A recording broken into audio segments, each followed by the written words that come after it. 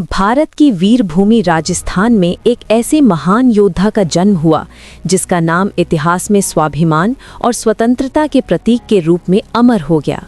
इस वीर का नाम था महाराणा प्रताप। उनका जन्म 9 मई 1540 को राजस्थान के प्रसिद्ध कुंभलगढ़ में हुआ था। उनके पिता महाराणा उदय सिंह मेवाड़ के राजा थे और माता जयवंता बाई एक साहसी और संस्कारी रानी थीं। बचपन से ही प्रताप बहुत बहादुर और शक्तिशाली थे। उन्हें युद्ध कला, तलवारबाजी, घुड़सवारी और रणनीति की शिक्षा दी गई। जैसे जैसे वे बड़े हुए, उनकी वीरता की चर्चा पूरे मेवाड़ में फैलने लगी। इसी समय भारत में मुगल सम्राट अकबर अपनी शक्ति बढ़ा रहा था। उसने कई राजाओं को अपने अधीन कर लिया था। 1568 में उसने चित्तौड़गढ़ पर हमला करके कब्जा कर लिया।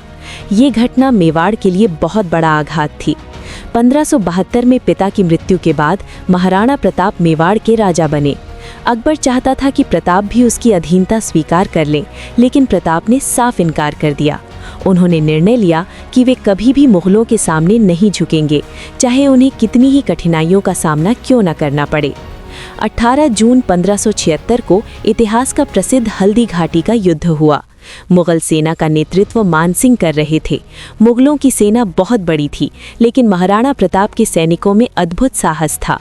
युद्ध के दौरान महाराणा प्रताप अपने प्रिय घोड़े चेतक पर सवार होकर दुश्मनों पर टूट पड़े।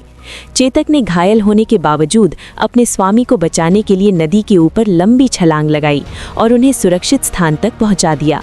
लेकिन कुछ ही देर बाद चेतक ने अपने प्राण त्याग दिए।